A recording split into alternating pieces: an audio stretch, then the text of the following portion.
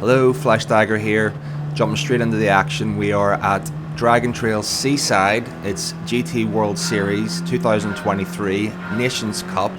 It's one of the final rounds, and this is essentially the straight in, no kissing version because we don't have the raw footage. Unfortunately, Muggins here didn't have enough space to be able to save the raw footage, so we're having to go off the replays. We'll go through it as best as we can, but we're straight into the action. As you can see, down in P14. Wouldn't say it's our best qualifying. Oops, sorry Blue Racer, apologies about that.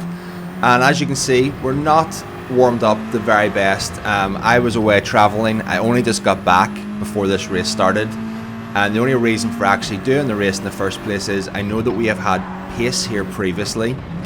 The previous year we did have a top 20 in the world in time trial in the GTR whenever it was the OP car, but there's been a lot of BOP changes since then. This is the FF Sirocco we're all in, and as you can see, I've started off pretty slow, which is kind of standard for me in these races. I do struggle to get started on cold tires and adapting to the fuel weight, but this race is 28 laps long. There's a lot can happen, and believe me, a lot does happen in this race. Now, the fact that there was 4 cars ahead of us coming into that corner allowed me to brake a little bit later and get back into that slip and try and just settle down into this race. Now, this track is obviously famous for its signature corner or chicane, the death chicane. You'll see it playing a part quite significantly. And there we go, there's our first victim is Magic's. P13 he's in now. I've got the run. Can we keep this going? Can we get our first spot? Yes, we can. We're going to pull out, make that move, clean up the inside, hold on to the apex, and power out wide onto the curb. Make that move happen. Now, we have the drive, but he's had a better exit. He goes side by side for a little bit. We have a little look over to see what he's up to. And at this stage, I think he's decided to back out, probably suffering from a little bit of damage. Didn't have the drive on us, and we have the clean run. But we do have a little bit of time to make up. We can see that Blue Racer and Sagmaster have had a little battle. That's helped us because the battles themselves through that corner can cost as much as half a second, maybe more. And it's allowed us to get back into the slipstream and power on. Now, a little bit about the strategy of this race as we quickly wind on through. A lot more will happen. It's a one-stop race. It's softs and softs, which is a little bit unique to be run on the same compound. And strategy will play a huge part in this race. It's going to be, the optimum will be a 14 and 14, so 14 laps in softs, followed by another 14 laps. We go through Death Chicane here. Let's see what's happening. Oh, there's 2 more victims. We can see the Spaniard and the Frenchman. That's Juan and that is Stefanzi. They will play a part later on this race. A little comment on Juan. We had 1 practice race before this race started, and I did actually race with Juan, so it was good to see him in the lobby. Now, what I did know from my knowledge is he was an exceptionally fast driver. He was much faster than me. He was the fastest in the lobby. He was one of the fastest in this race, starting in P2. But unfortunately, the Death Chicane has claimed him as a victim. Now we skip on to lap 3, coming down again. We're into the pack.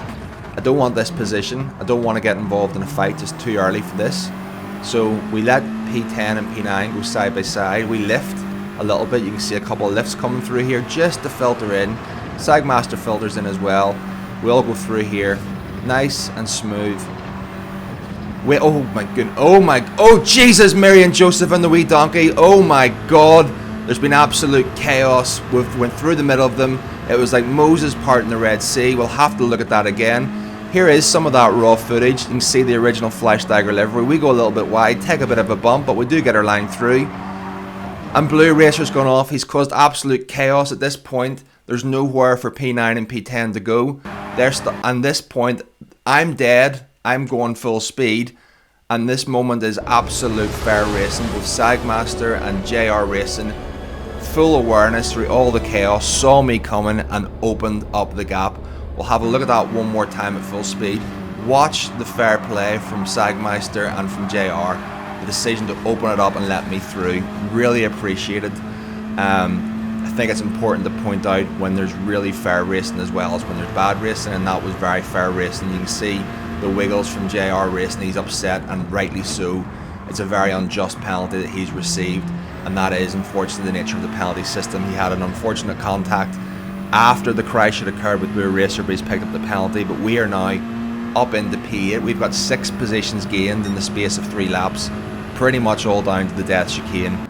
Now the race is on. Now we have to go and push forward to see can we gain any more. And you can see there's a group of them, 1, 2, 3, 4, 5. There's 5 cars. That's actually P3. So the podium is still on in this race. At this point, if you are enjoying the race, enjoying the video, I'd really appreciate if you wouldn't mind hitting the like button or subscribing. Leaving a comment really motivates me to hear your thoughts, and I do try and read and respond to them all. As for that, back to the race. At this point, I'm assessing the gap. The gap on the Delta, which doesn't show in the replay mode, but in the raw footage it would, was about floating between 2.8 to 3 seconds. I really needed to close that down as much as possible before the pit window opens. The pit window being lap 14 being optimum, and there we've put in the fastest sector of the race for sector 1. So we do have some pace. We've got ourselves warmed up and we're now moving forward. But the guys ahead of me are also very, very fast, and I'm not really closing that gap down as quick as I would like. We push through lap 6. Again, you can see they're just right there, right ahead of me. The little group behind me, a little group in front, and I'm kind of in no man's land here. I'm beginning to think and wonder to myself, do I even have the raw pace and the ability? And there's a bit of chaos behind us as well. You can see another crash has occurred. Very unfortunate. We're pushing through, and we do see that it's Shron and Lion in P6 and P7. They will play a part later on in this race, and they're right there within touching distance. They have been battling, and I'm getting a little bit closer, but not close enough as we progress on a few more laps here. Lap 7, again, they're within 2.5, 3 seconds.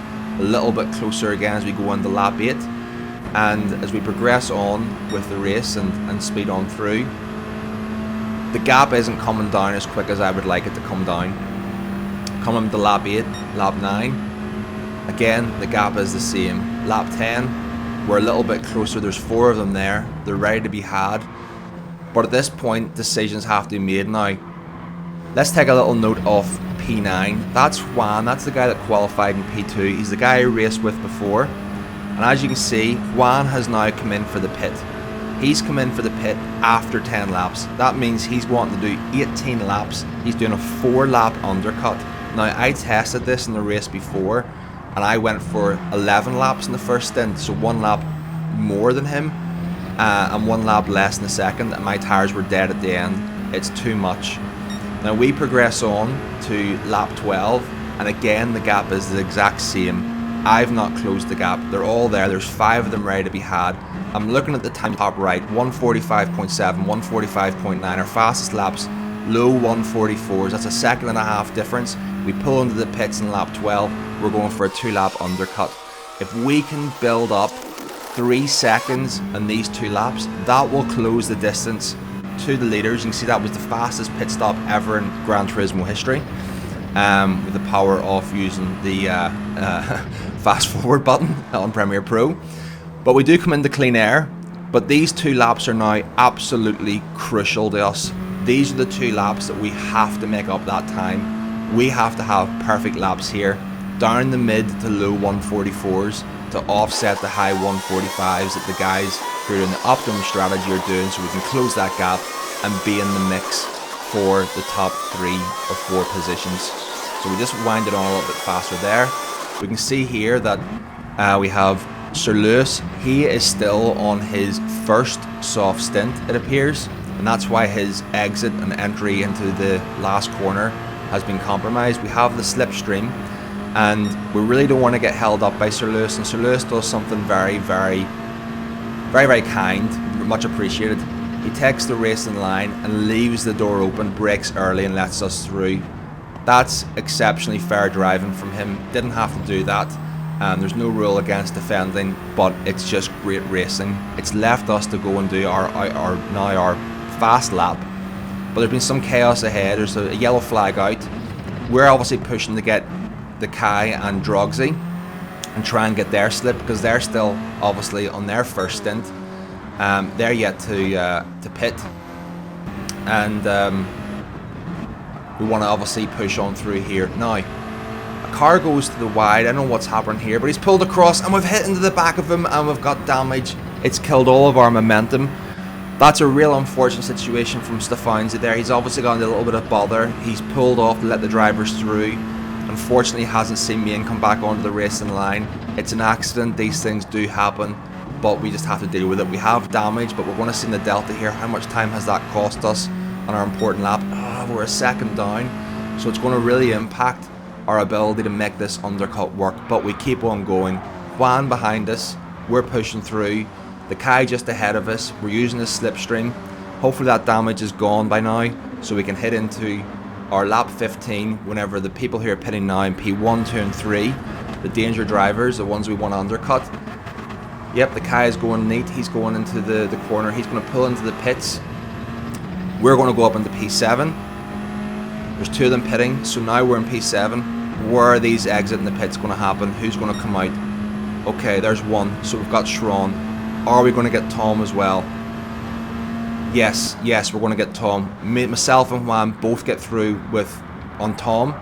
Juan has very kindly filtered in and not made the overtake from me as well, but he is a faster driver. I think that's very fair play from Juan. He's driven very fairly with us in the lobby, he's driven fairly with us in the race, but we keep on pushing on. Now we're in P5. We've actually made up 9 positions in 15 laps just by avoiding the chaos and by making a very aggressive undercut. So the lay of the land is this. I've pitted lap 12. Juan has pitted after 10 laps. His tyres are 2 laps older than mine, but he's a faster driver. I'm getting all out of shape here through the S's. I really wanted to be carrying better speed.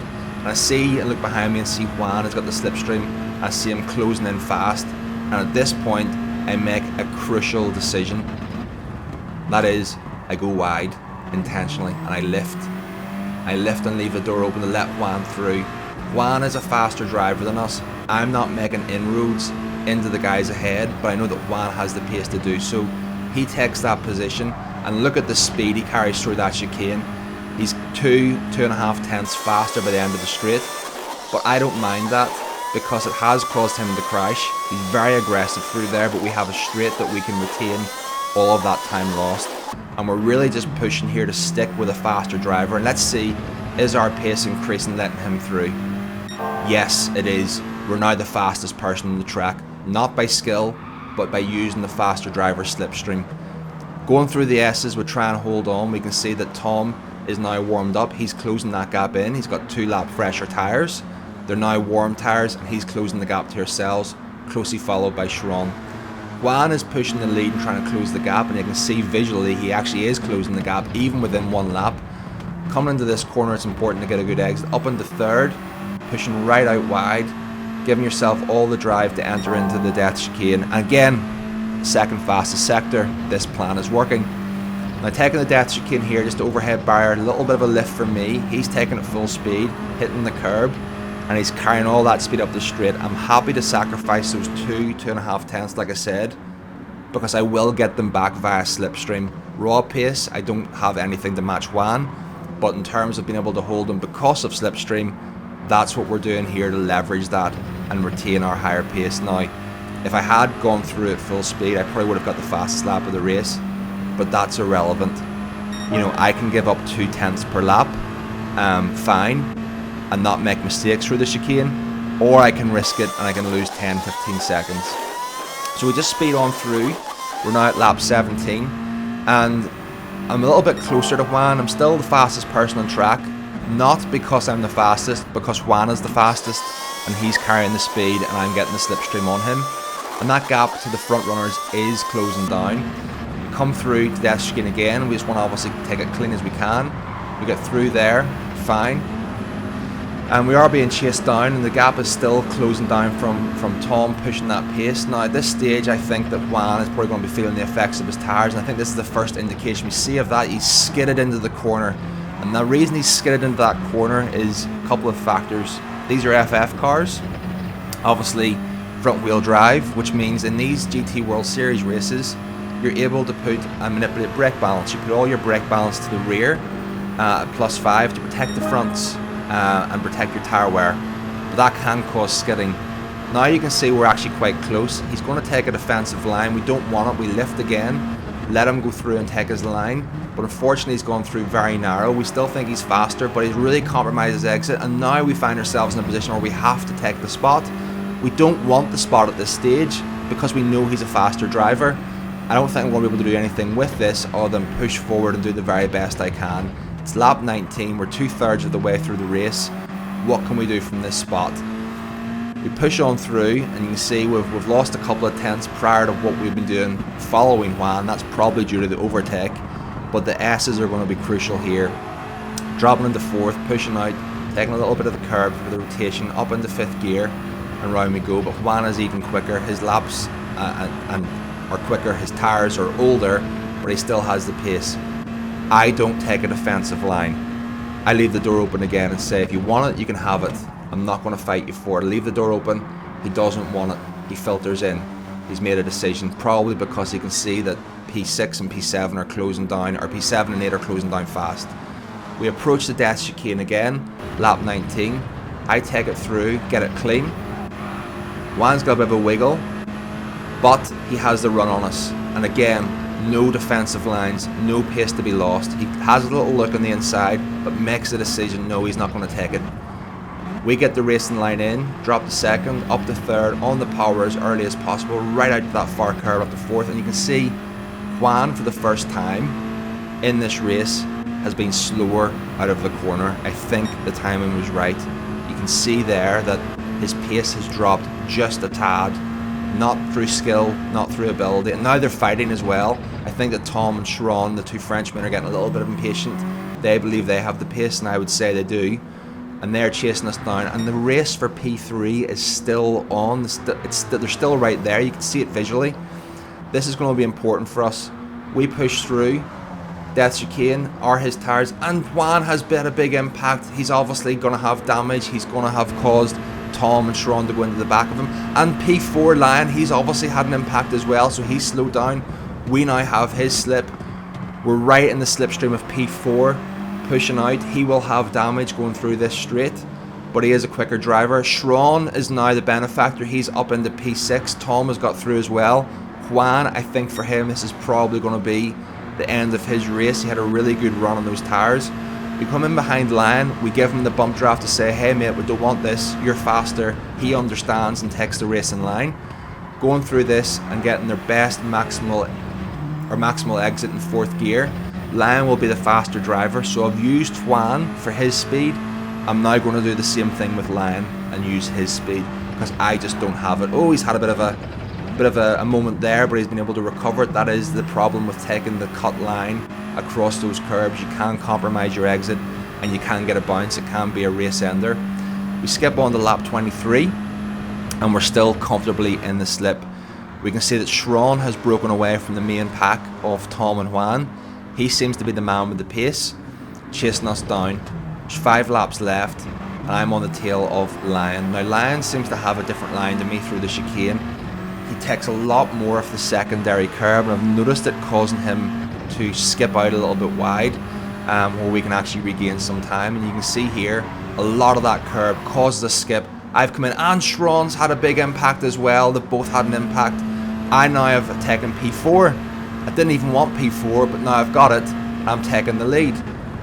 Coming in here, taking the racing line, up to 3rd, pushing out wide again, but Lion, he's got the better tyres, he's got a better exit.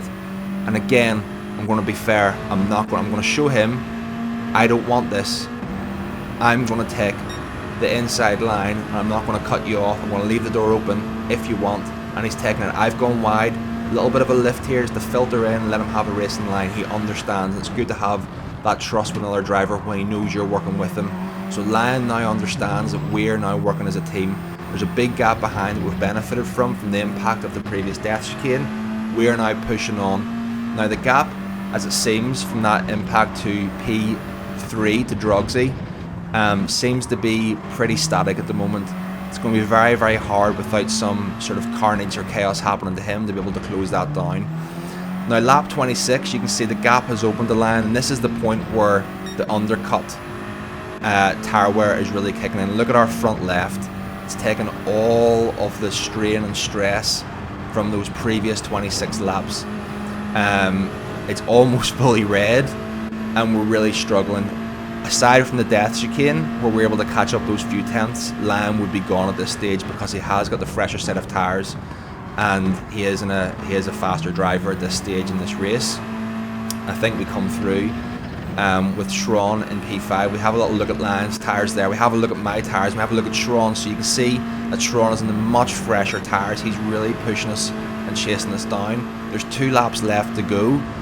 It's all to play for. I don't want this position. Again, I lift for Lion to take the racing line. He takes the racing line. A little bit slow through there. It's compromised us a little bit, but we cannot be affording to fight at this stage.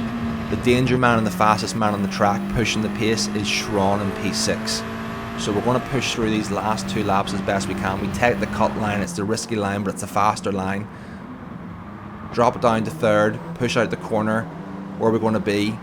Sharon is now in slipstream. It's very obvious now that it's going to be a race for 4th, 5th and 6th positions. Coming into the S's again, very, very slow through there. I could really feel it in the tyres, especially the right-hander. You cannot get the push out onto the straight, and it really does cost you a lot of time, and Sharon has made up a massive amount of time through those S's. My front left is almost fully red. Getting under a braking, we want to obviously hit this apex and push out as best as we can. We do get that full power down.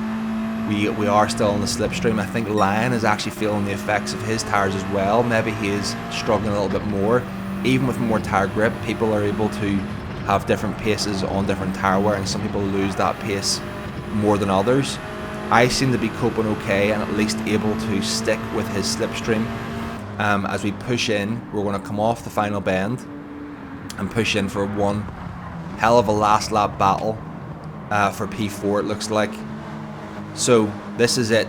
P4 Lion, P5 myself, and P6 Sharon. Sharon is fastest. We're still in slipstream. We're pushing through, pushing ahead. We're not in a position to make an overtake through this corner, but we are staying with him.